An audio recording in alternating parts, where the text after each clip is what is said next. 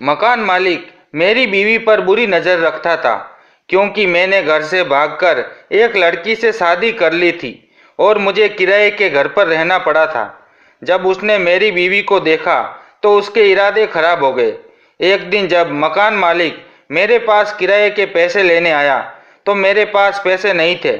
मैंने उससे कुछ मोहलत मांगी तो वह कहने लगा कि तुम पैसों के बदले कुछ और भी दे सकते हो। वह बहुत ही घटिया किस्म का इंसान था। एक दिन मैं अपनी बीवी को घर में बंद करके अपने बाबा से पैसे लेने चला गया। जब मैं वहां पहुंचा तो देखा कि मेरे बाबा की हालत बहुत ज़्यादा खराब थी। वे अपनी आखिरी सांसें ले रहे थे। उन्होंने मेरी शादी जबरदस्ती एक लड़की से करवा दी। मैं शादी नहीं करना चाहता था, लेकिन उन्होंने कहा, क्या तुम मेरी आखिरी इच्छा पूरी नहीं करोगे? मैंने उनकी इच्छा पूरी करने के लिए उस लड़की से शादी कर ली। वह लड़की बहुत ही खूबसूरत थी। अब मैं उसी लड़की के साथ रहने लगा। जब मुझे अपनी पहली पत्नी का ख्याल आया तो मैं तुरंत उसके पास भागकर गया। जैसे ही मैंने घर का ताला खोला और कमरे में गया, जो कुछ मैंने देखा उसे देखकर मेरे सर पर मानो आसमान टूट पड़ा। मेरा नाम गौरव है। मैं अपने माता पिता की इकलौती संतान हूँ। हम गांव में रहते हैं। हमारा छोटा सा हंसता खेलता परिवार था। लेकिन एक दिन मेरी माँ की तबीयत खराब हो गई। बाबा ने मेरी माँ को कई डॉक्टरों को दिखाया, लेकिन उनकी हालत में कोई सुधार नहीं आया। दिन ब दिन उनकी स्थिति और ज़्यादा बिगड़ती जा रही थी। फिर एक डॉक्टर ने बताया कि मेरी माँ का इलाज शहर में हो सकता है। हम अगले ही दिन माँ को लेकर शहर पहुँचे, लेकिन तब तक बहुत देर हो चुकी थी। माँ इस दुनिया से जा चुकी थी। जब डॉक्टर ने बताया कि मेरी माँ अब इस दुनिया में नहीं रही तो मैं फूट फूट कर रोया। मैं अपनी माँ से बहुत मोहब्बत करता था। मैंने कभी नहीं सोचा कि मेरी माँ इतनी जल्दी मुझे छोड़कर चली जाएगी। माँ के देहांत के बाद मेरे बाबा ने दूसरी शादी नहीं की। उन्होंने अकेले ही मेरा पालन पोषण किया। माँ के जाने के बाद बाबा का गांव में मन नहीं लगता था, इसीलिए वह मुझे लेकर शहर आ गए। लेकिन हमारे पास न रहने का कोई ठिकाना था और न ही कोई काम। मेरे बाबा काम की तलाश में इधर उधर भटक रहे थे कि एक दिन उनकी एक गाड़ी से टक्कर हो गई। गाड़ी से एक आदमी उतरा। उसने बाबा को अपनी गाड़ी में बिठाया और अस्पताल ले गया। वहां बाबा का इलाज करवाया। वह आदमी बहुत अच्छा था, वरना आजकल लोग एक्सीडेंट करके भाग जाते हैं। वह ये भी नहीं सोचते कि जिसका एक्सीडेंट हुआ है वह किसी परिवार का अकेला कमाने वाला हो सकता है। उस आदमी ने बाबा से पूछा कि आप क्या करते हैं? बाबा ने कहा कि मैं नौकरी की तलाश में हूँ और मेरा एक बेटा है जो अभी 10 साल का है। तब उस आदमी ने पूछा, क्या आप मेरे साथ काम करेंगे? बाबा ने कहा, हाँ क्यों नहीं। उस आदमी ने कहा, क्या आप मेरे ड्राइवर बनोगे? बाबा ने खुशी खुशी हामी भर दी। उस आदमी ने हमें रहने के लिए एक छोटा सा घर भी दिया। बाबा एक बहुत बड़े आदमी के ड्राइवर बन गए। बाबा चाहते थे कि मैं खूब पढ़ूं लिखूं और अपने पैरों पर खड़ा हो जाऊं। वे चाहते थे कि मैं भी एक दिन अपने मालिक की तरह बड़ा आदमी बनूं। लेकिन मुझे पढ़ाई का कोई शौक नहीं था। मैं सारा दिन अपने दोस्तों के साथ घूमता रहता। बाबा मुझे बहुत समझाते। वे कहते, मालिक से बात करके तुम्हारा एडमिशन किसी अच्छे कॉलेज में करवा देता हूँ। लेकिन मैं मना कर देता। तब बाबा कहते, ठीक है, पढ़ाई मत करो, मैं मालिक से बात करके तुम्हें कोई नौकरी दिलवा देता हूँ। मालिक बहुत अच्छे इंसान हैं। लेकिन मैं उनसे कहता, नौकरी की इतनी जल्दी क्या है? अभी तो मेरे घूमने फिरने के दिन हैं। सारी जिंदगी नौकरी ही करनी है। अभी मुझे अपनी जिंदगी जीने दो। मेरी ये बातें सुनकर बाबा खामोश हो जाते। जवानी में शायद ऐसा ही होता है। हम सिर्फ अपने दिल की ही सुनते हैं। अपने माता पिता की बात समझ नहीं आती, जबकि वे जो भी कहते हैं हमारे भले के लिए ही कहते हैं। एक दिन जब मैं अपने दोस्त के साथ उसके घर जा रहा था, एक लड़की रोड क्रॉस करते हुए मेरी बाइक के सामने आ गई। मैंने बड़ी मुश्किल से अपनी बाइक को संभाला और उसे भी कोई चोट नहीं आई। मैं गुस्से में उससे बोला, क्या अंधी हो? क्या तुम्हें दिखाई नहीं देता? अगर रोड क्रॉस करना नहीं आता तो घर से बाहर क्यों निकलती हो? वह लड़की खामोशी से मेरी बात सुनती रही और कोई जवाब नहीं दिया। जब मैंने उसका हाथ पकड़कर उसे उठाया तो मैं उसे देखकर ठहर गया। मेरा गुस्सा ठंडा हो गया। वह लड़की बहुत ही ज़्यादा खूबसूरत और मासूम थी। वह मेरी डांट से डर गई और शर्मिंदा सी लग रही थी। उसकी आंखों में आंसू थे।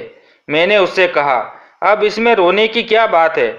उसने एक नज़र मेरी तरफ देखा और वहाँ से चली गई। मेरी नज़रें दूर तक उसका पीछा करती रही। तब मेरे दोस्त ने मुझसे कहा, गौरव भाई, वह लड़की जा चुकी है, हमें भी अपने रास्ते पर चलना चाहिए। ऐसा ना हो कि यहीं खड़े खड़े रात हो जाए। मैंने हंसकर अपने दोस्त की तरफ देखा और हम लोग घर आ गए। लेकिन मैं उस लड़की को भूल नहीं पा रहा था। जब भी आंखें बंद करता, उसका खूबसूरत और मासूम चेहरा मेरे सामने आ जाता। पता नहीं ऐसा क्या था उस लड़की में जो मुझे उसकी ओर खींच रहा था। इस बात को 6 महीने बीत चुके थे। उसका चेहरा आज भी मुझे याद था। इसी दौरान बाबा की तबीयत ठीक नहीं थी। मैं उन्हें डॉक्टर के पास लेकर गया। डॉक्टर ने कहा, मौसम की वजह से तबीयत खराब है, चिंता की कोई बात नहीं है, समय पर दवाइयाँ खाएंगे तो जल्दी ठीक हो जाएंगे। मैं मेडिकल स्टोर से दवाइयाँ लेने गया। जैसे ही मैं दवाइयाँ लेकर मुड़ा, मैंने देखा कि सामने से वही लड़की मेरी तरफ आ रही थी। मैं उसे देखकर वहीं रुक गया। वह लड़की मेडिकल स्टोर पर आई और मेडिकल स्टोर वाले से बोली, मेरा हाथ जल गया है, कृपया मुझे कोई दवाई दे दे। मेडिकल स्टोर वाले ने कहा, तुम 2-3 दिन से दवाइयाँ उधार ले जा रही हो और पैसे नहीं दे रही हो। पहले पिछले पैसे दो, तभी दवाई मिलेगी। मैंने मेडिकल स्टोर वाले से कहा, आप इन्हें दवाई दे दे, पैसे मैं दे दूंगा। तब उस लड़की ने मेरी तरफ देखा और कहा, मुझे आपके एहसान की कोई ज़रूरत नहीं है, मैं दिन बिना दवाई के भी ठीक हो सकती हूँ। मैंने उससे कहा, मैं आप पर कोई एहसान नहीं कर रहा हूँ, जब आपके पास पैसे हो तो लौटा देना। थोड़ी देर चुप रहने के बाद वह बोली, क्या आप अपना नंबर देंगे, मैं आपको पैसे लौटा दूंगी। मैंने उसे अपना नंबर दे दिया। उसने खामोशी से नंबर लिया और वहाँ से चली गई। मैं घर आया और बाबा को दवाइयाँ दी, लेकिन मेरा ध्यान अब भी उस लड़की पर था। पता नहीं वह कौन थी, कहाँ रहती थी और उसका नाम क्या था। अपने ख्यालों में डूबा हुआ था। तभी बाबा ने पूछा, गौरव बेटा, क्या सोच रहे हो? मैंने उनकी आवाज़ सुनकर कहा, कुछ नहीं बाबा, बस ऐसे ही। बाबा बोले, अब मेरी तबीयत ठीक हो रही है, कल से तुम मेरी जगह काम पर चले जाना। मैंने मालिक से बात कर ली है, उन्हें कोई आपत्ति नहीं है। बाबा की बात को मैं मना नहीं कर सका था, क्योंकि उनकी तबीयत वाकई खराब थी। अगले दिन सुबह मैं काम पर चला गया। जहां बाबा काम करते थे, उनका मालिक एक बहुत अच्छा आदमी था। मैं जैसे ही उनसे मिला, मैंने उन्हें नमस्ते किया। उन्होंने पूछा, तो तुम रवि के बेटे हो? मैंने कहा, जी। उन्होंने कहा, ठीक है, मुझे कुछ देर के लिए अपने घर जाना है, गाड़ी निकालो। मैंने गाड़ी निकाली और वह मेरे साथ गाड़ी में बैठकर अपने घर गए। उनका घर देखकर मैं हैरान रह गया। जितना आलीशान उनका ऑफिस था, उससे कहीं ज़्यादा खूबसूरत उनका घर था। उन्होंने वॉचमैन से कहा, इन्हें चाय पिलाओ, मैं अभी आता हूँ। मैंने चाय पी। वह बहुत ही अच्छे स्वभाव के मालिक थे। घमंड उनके अंदर बिल्कुल भी नहीं था। भगवान ने उन्हें इतना दिया था, लेकिन इस बात का उन्हें बिल्कुल भी घमंड नहीं था। कुछ दिनों बाद बाबा की तबीयत पूरी तरह ठीक हो गई और वह अपने काम पर वापस चले गए। उन्होंने मुझसे कहा, बेटा, अब तुम भी कोई काम कर लो। मैंने कहा, ठीक है, आप मालिक से बात करें, मैं नौकरी करने के लिए तैयार हूँ। बाबा ये सुनकर बहुत खुश हुए। मैं अपने कमरे में आराम करने के लिए चला गया। अभी मैं लेटा ही था कि मेरे फ़ोन की घंटी बजी। मैंने फ़ोन उठाया, लेकिन दूसरी तरफ कोई नहीं बोला। मैंने फ़ोन काट दिया। कुछ देर बाद फिर फ़ोन की घंटी बजी। मैंने फ़ोन उठाया और गुस्से में कहा, जब बोलना नहीं तो फ़ोन क्यों करते हो? तभी दूसरी तरफ से एक लड़की की आवाज़ आई। उसने कहा, मैं हूँ। मैंने पूछा, कौन? तब उसने बताया कि मैं वही हूँ जिसे आपने मेडिकल स्टोर पर दवाइयों के पैसे दिए थे। मैंने पूछा, हो तो तुम हो, अब क्या हुआ? उसने कहा, मैं आपको पैसे वापस करना चाहती हूँ। मैंने कहा, पैसों की कोई ज़रूरत नहीं है, आप रख लो। उसने कहा, मैं आपको जानती भी नहीं हूँ, ऐसे में आपके पैसे अपने पास नहीं रख सकती। मैंने कहा, ये कोई बड़ी रकम नहीं है, सिर्फ 300 रुपये ही तो हैं, आप परेशान मत होइए। हम बात कर ही रहे थे कि तभी पीछे से किसी की आवाज़ आई, कामचोर, तुझे तो बस काम से भागने का बहाना चाहिए। लड़की ने घबराकर फोन काट दिया। उसके फोन काटने के बाद मैं उसी के बारे में सोच रहा था और थोड़ा परेशान भी था।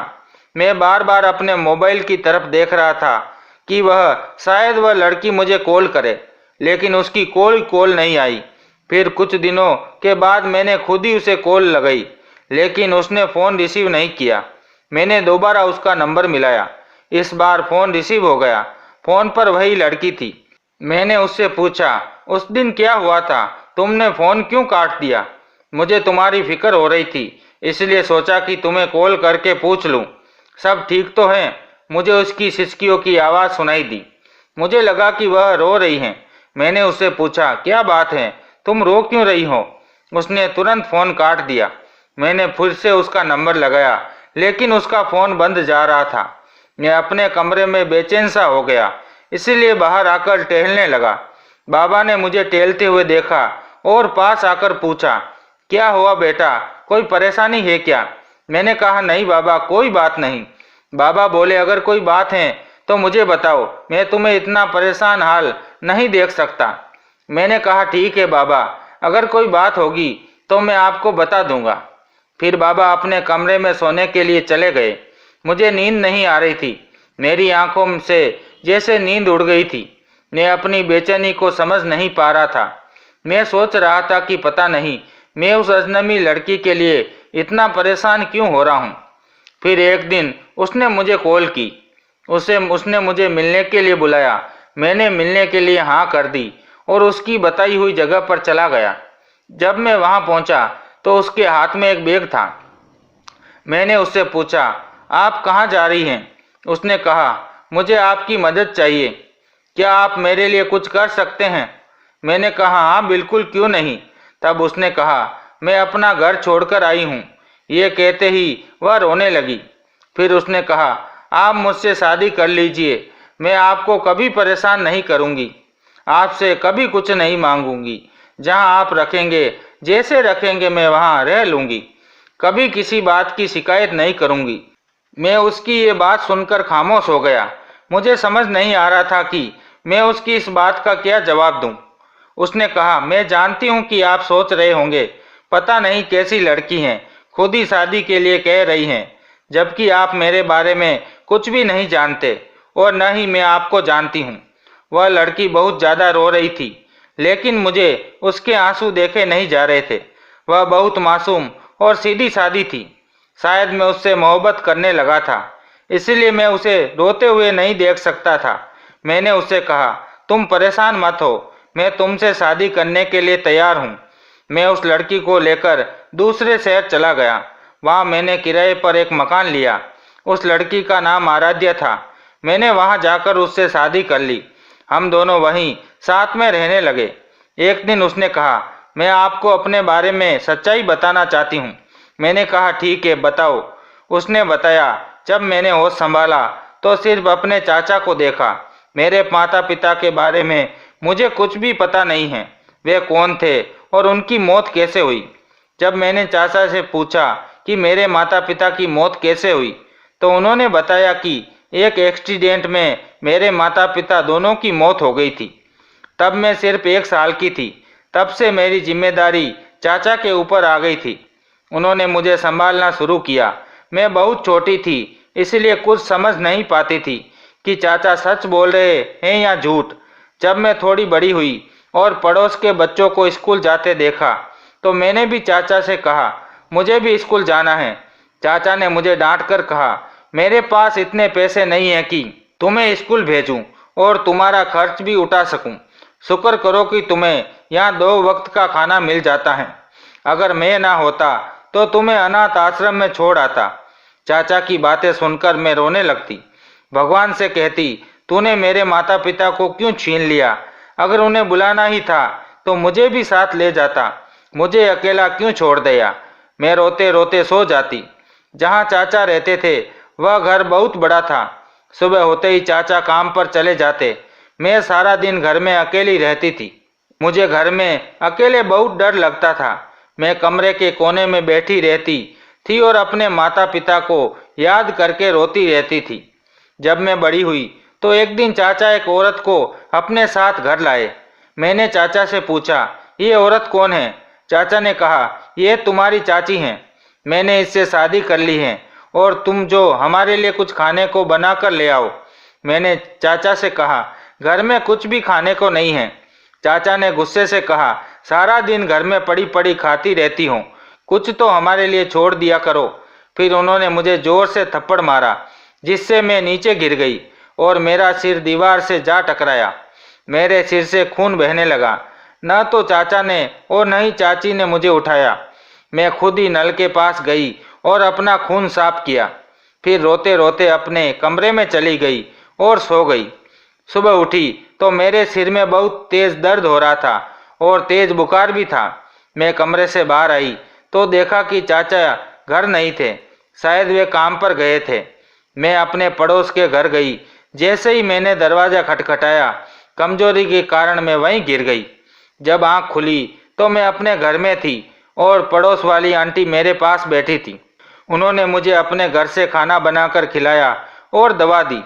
फिर वह कहकर चली गई, अगर मुझे कुछ और चाहिए तो मैं उनसे मांग लूँ। वह आंटी बहुत अच्छी थी। दूसरी तरफ मेरे चाचा चाची थे, जो मेरे होकर भी मेरे नहीं थे। जब वे घर आए तो उन्होंने मुझसे मेरी तबीयत के बारे में भी नहीं पूछा। कभी कभी मैं सोचती हूँ कि अपनों से अच्छे तो पराये होते हैं, जो परेशानी में हमारा साथ देते हैं। यहाँ तो मेरे खून के रिश्ते ने ही मुझे धोखा दिया था। एक दिन चाची मेरे कमरे में आई और मुझसे बोली, महारानी, कभी कुछ काम भी कर लिया करो। हम तुम्हारे नौकर नहीं हैं जो तुम्हें कमरे में बैठे बैठे खिलाए। मैंने कहा, चाची, घर का सारा काम तो मैं ही करती हूँ। चाची ने मुझे घूरते हुए कहा, थोड़ा बहुत काम कर लेती हो तो कोई एहसान नहीं करती। यहाँ फ्री का खाना भी तो खा रही हैं। अब जल्दी से उठो और किचन में जाकर अपने चाचा और मेरे लिए खाना बनाओ। और सुनो, सुबह जल्दी उठ जाना, मेरे मायके से मेहमान आ रहे हैं। सारा घर साफ करना और जो मैं कहूँ वह खाना बनाना। मैंने कहा, ठीक है। सुबह उठकर मैंने पूरे घर की साफ सफाई की। फिर चाची के कहे अनुसार खाना बनाया। सारा दिन काम करके मैं बहुत थक गई थी। जब मैं अपने कमरे में आराम करने के लिए गई तो चाचा का भाई मेरे पीछे पीछे आ गया। वह मुझसे कहने लगा, तुम मुझे बहुत अच्छी लगती हो, क्या तुम मुझसे दोस्ती करोगी? मैंने उससे कहा, मेरे कमरे से बाहर निकलो, वरना मैं चाचा को बुला लूँगी। लेकिन उसने मेरा हाथ पकड़ लिया और कहने लगा, नखरे तो देखो मैडम के। इतने में चाची कमरे में आई। वह चाची से कहने लगा, इसने मुझसे अपने कमरे में बुलाया था और मेरा हाथ पकड़कर कह रही थी कि मुझे यहाँ से भगा कर ले चलो, मुझे इस घर में नहीं रहना। मैंने चाची से कहा, ये झूठ बोल रहा है, मैंने इसे यहाँ नहीं बुलाया, ये खुद मेरे पीछे पीछे आया है। मैं तो उसे यहाँ जाने को कह रही थी, लेकिन इसने मेरा हाथ पकड़ लिया। चाची ने मेरी बात मानने की बजाय मुझे मारना शुरू कर दिया और कहने लगी, तू मेरे भाई पर झूठा इल्जाम लगा रही है। पता नहीं किसका गंदा खून है और हमारे घर में गंदगी फैला रही है। कल ही तेरे चाचा को कहकर तेरी कोई न कोई इंतजाम करवाती हूँ, नहीं तो पता नहीं तू क्या क्या कांड करेगी। मैं रोती रही, लेकिन किसी ने मेरी बात का यकीन नहीं किया। अगले दिन जब मैं खाना बना रही थी तो मेरे हाथ से एक प्लेट टूट गई। चाचा ने मुझे बहुत बातें सुनाई और मेरा हाथ जला दिया। उसी दिन मैं मेडिकल स्टोर में दवाई लेने गई थी। मुझे बहुत तेज़ दर्द हो रहा था, लेकिन चाचा चाची को मेरे ऊपर रहम नहीं आया। एक रात जब मैं पानी पीने के लिए उठी तो मैंने चाचा चाची को बात करते हुए सुना। चाची कह रही थी, पड़ोस में बूढ़ा आदमी रहता है, उसकी बीवी का देहांत हो गया है, अब वह दूसरी शादी करना चाहता है। मैंने आराध्या का रिश्ता उससे तय कर दिया है और वह इस शादी के बदले हमें मुंह मांगी रकम भी देगा। इस तरह हमारी सिरदर्दी भी खत्म हो जाएगी और हमें बहुत पैसे मिल जाएंगे। अब जल्दी से इसकी शादी करवा कर इसे दफा करो। चाचा बोले, चलो अच्छा है, हमारे किसी काम तो आई। ये सुनकर मैं भारी कदमों से अपने कमरे में वापस आई। मुझे यकीन नहीं हो रहा था कि मेरे चाचा चाची मेरे साथ ऐसा कर सकते हैं। सुबह चाचा मेरे कमरे में आए और बोले, कल तुम्हारी शादी है, तुम्हें कुछ चाहिए तो बता दो, तुम्हारी चाची लेकर आ जाएगी। उनकी बातों का मैंने कोई जवाब नहीं दिया। मैं सारा दिन अपने कमरे में पड़ी रही। रात को जब चाचा चाची वापस आए तो उनके हाथ में कुछ बहुत सारे शॉपिंग बैग थे। ये देखकर मैं समझ गई कि शायद उन्हें मेरी शादी की कीमत मिल चुकी है। वे लोग सोच रहे थे कि मैं सो रही हूँ, लेकिन मैं जग रही थी। मैंने उनके कमरे के बाहर खड़े होकर उनकी सारी बातें सुनी। चाची कह रही थी, तुम्हारी बेटी भी तो बहुत ऐश कर रही हैं। इसकी शादी के बाद जब हमारे पास पैसे खत्म हो जाएंगे तो हम उसके पास बेंगलुरु में चले जाएंगे, जहाँ तुम्हारी बेटी रहती हैं। मेरे चाचा की कोई बेटी भी थी। मुझे तो आज तक इस बारे में कुछ भी पता नहीं था। चाचा ने कहा कि वो तो मुझे पहचानती भी नहीं थी। चाचा ने बताया, मैंने उसे एक दिन वो फोटो दिखा दी जो मैंने उसके पैदा होते समय ली थी। मैंने उसे अपनी मालिक की बेटी बनाकर अपने मालिक को सौंप दिया था और मैंने अपने मालिक से कह दिया था कि मेरी बेटी तो पैदा होते ही मर गई। मेरी बेटी और मेरे मालिक की बेटी एक ही दिन एक ही अस्पताल में पैदा हुई थी। मैंने उसकी बेटी को उसकी बेटी से बदल दिया। मैंने अपनी बेटी को उसकी बेटी के जगह रख दिया और उसकी बेटी को उठा लिया था। आज मुझे अपनी सच्चाई का पता चल गई थी और इस आदमी के बारे में जिसे मैं अपना चाचा समझ रही थी, वह मेरा कोई नहीं था। शायद इसलिए वह मुझ पर इतने जुल्म कर रहा था। जब तुम मुझे मिले और तुमने मुझे अपना नंबर दिया तो तुम मुझे एक भले इंसान लगे। मैंने सोच लिया था कि अब मुझे क्या करना है। चाचा ने चाची से कहा, आराध्या को तैयार कर दो, आज इसकी शादी है। मैं तैयार होने से पहले चाचा से कहा, हमारे लिए चाय बना दो और फिर तैयार हो जाओ। मैंने उनकी और चाची की चाय में नींद की गोलियां मिला दी। चाय पीते ही वे सो गए। फिर मैं अपने सारे जेवर और पैसे लेकर वहां से भाग गई। मैंने तुम्हें फ़ोन करके मिलने के लिए बुलाया। आराध्या मुझे ये बातें बताते हुए बहुत रो रही थी। अब मैं उसके बारे में सब कुछ जान चुका था। मैं सोच रहा था कि कोई इतना लालची कैसे हो सकता है कि अपनी संतान के सुख के लिए दूसरे की संतान का सुख छीन ले।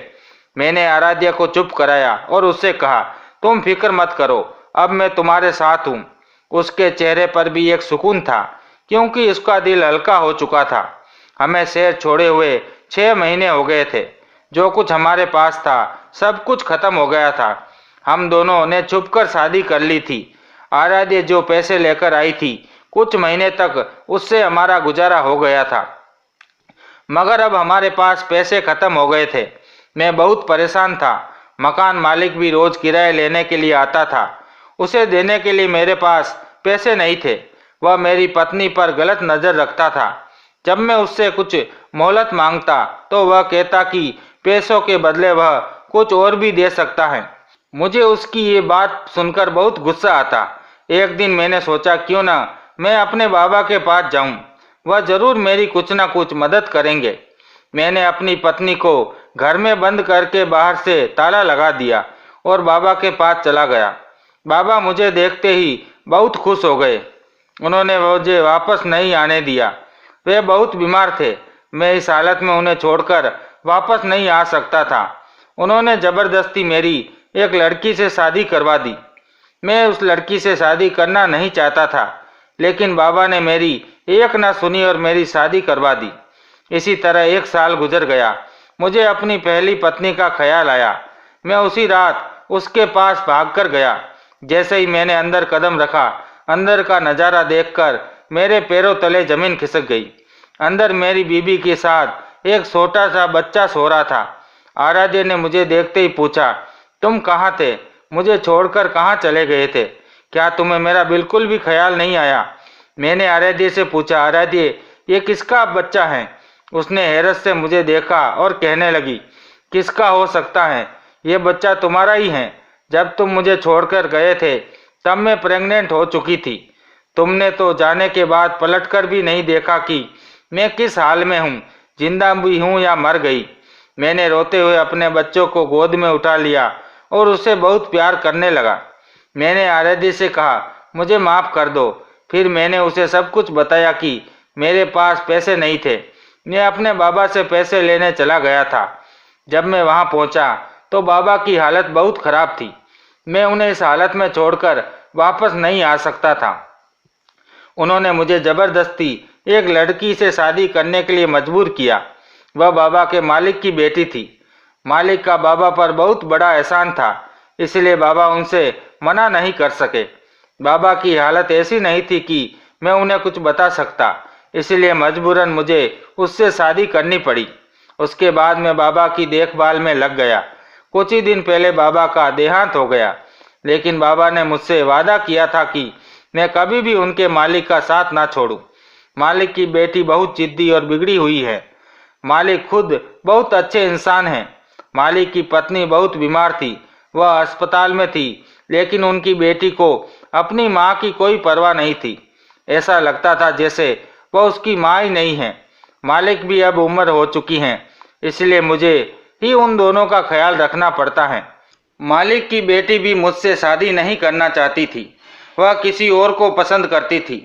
लेकिन मालिक ने उससे कहा कि अगर वह मुझसे शादी नहीं करेगी तो वह उसे अपनी जायदाद से बेदखल कर देंगे। शादी के कुछ दिनों बाद ही मालिक की बेटी ने मुझे घर से निकाल दिया और मालिक से कहा कि मैं खुद घर छोड़कर चला गया हूँ। मालिक मुझ पर बहुत भरोसा करते थे, वे मुझे अपना बेटा मानते थे।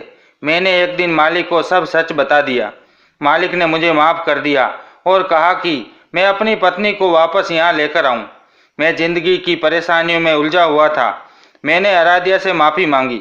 उसने कहा, मैंने शादी से पहले आपसे वादा किया था कि आपसे कभी कोई शिकायत नहीं करूँगी। मैंने आपको माफ़ कर दिया।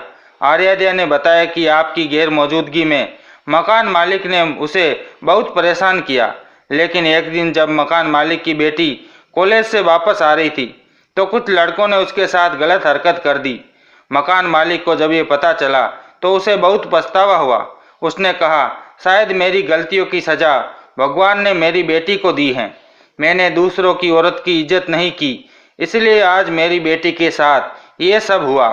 उसने मुझसे माफ़ी मांगी और मुझे अपनी छोटी बहन बना लिया। तब से वह मेरा बहुत ख्याल रखता था। उसने खाने पीने का इंतज़ाम भी किया। मैंने उसे माफ़ कर दिया। मैं आराध्या को लेकर अपने घर वापस आ गया। एक दिन मालिक ने मुझसे कहा कि अपनी बीवी और बच्चों को लेकर उनके घर खाने पर आओ। मैंने कहा, मालिक, आपकी बेटी नाराज़ हो जाएगी। उन्होंने कहा, तुम उसकी फिक्र मत करो, मैं सब संभाल लूँगा। अगले ही दिन शाम को हम उनके घर गए। मैंने मालिक से पूछा, अब मालकिन की तबीयत कैसी है? मालिक ने कहा, चलो मैं तुम्हें उनसे मिलवाता हूँ। जैसे ही मैं उनके कमरे में गया, मैं हैरान रह गया। वह औरत बिल्कुल मेरी बीवी जैसी लग रही थी। आराध्या भी हैरत से उन्हें देखने लगी। मालिक ने मुझसे पूछा, तुम्हारी बीवी के घरवाले कहाँ हैं? मैंने मालिक को बताया, आराध्या के माता पिता का बचपन में ही देहांत हो गया था। उसे उसके चाचा और चाची ने पाला है। मालिक ने एक फ़ोटो निकालकर मुझे दिखाई और कहा, यही है ना तुम्हारी पत्नी के चाचा? आराध्या ने वह फ़ोटो देखा और कहा, जी हाँ, मगर आप उन्हें कैसे जानते हैं? मालिक ने बताया, ये आदमी हमारे ऑफिस में नौकरी करता था। वह बहुत गरीब था। उसका हमारे घर में आना जाना शुरू हो गया। मैं उस पर भरोसा करने लगा, लेकिन मुझे नहीं पता था कि ये मेरी आस्तीन का सांप निकलेगा। जब मेरी बेटी पैदा हुई, ये मेरी बेटी को लेकर भाग गया। मैंने उसे बहुत ढूंढा, पुलिस में शिकायत भी दर्ज करवाई, लेकिन उसका कोई पता ना चला। एक दिन यह मेरी बेटी से मिलने आया। मैंने इसे देख लिया और इसका पीछा किया। मैंने पूछा, मेरी बेटी कहाँ है? उसने बताया कि वह किसी लड़के के साथ भाग गई। मैंने उससे लड़के का नाम पता और पूछा। उसने कहा, मुझे कुछ नहीं पता, बस इतना पता है कि वह इस नंबर पर किसी लड़के से बात करती थी। मैंने वह नंबर लिया और पुलिस के हवाले कर दिया। जब पुलिस ने उस नंबर का पता लगाया तो वह नंबर तुम्हारा निकला। तुमने खुद ही मुझे सब सच सच बता दिया कि तुमने मेरी बेटी से शादी की है, इसलिए मैंने तुमसे कहा कि अपनी पत्नी को लेकर मेरे घर आ जाओ। आराध्या किसी और की नहीं बल्कि मेरी ही बेटी है, जिसे बचपन से मुझसे छीन लिया गया था। आराध्या को उसके माता पिता मिल गए। वह उनसे मिलकर बहुत खुश हुई। वह अपने माता पिता से गले लगकर रोने लगी। उसका चाचा, जिसने धोखाधड़ी की थी, अब जेल में बंद है। मेरी दूसरी पत्नी, जो आराध्या के चाचा की बेटी थी, उसने मुझे घर से निकालने के बाद तलाक दे दिया था। वह लड़के को पसंद करती थी और उसके साथ भाग गई। उसके पिता ने उसे रोकने की बहुत कोशिश की, लेकिन उसने उनकी एक न सुनी। मैंने उसे तलाक दे दिया। लोग दूसरों को धोखा देने से पहले ये भूल जाते हैं कि सबका हिसाब इसी दुनिया में होता है। भगवान सब देख रहा है, वह हर किसी को उनके कर्मों की सजा देता है। आराध्य और मैं अब मालिक और मालकिन के साथ रह रहे थे। आराध्य के माता पिता उसे बहुत प्यार करते थे। हमारा बेटा अब 3 साल का हो गया था और स्कूल जाने लगा था। आराध्य और भी खुशी खुशी जिंदगी गुजार रहे थे। अब हमारी जिंदगी में कोई तीसरा नहीं था। दोस्तों, उम्मीद है कि आपको ये कहानी पसंद आई होगी। अगर कहानी अच्छी लगी तो लाइक करें, चैनल को सब्सक्राइब करें और नोटिफिकेशन बेल को ज़रूर दबाएं ताकि अगली अपडेट सबसे पहले आपको ही मिले।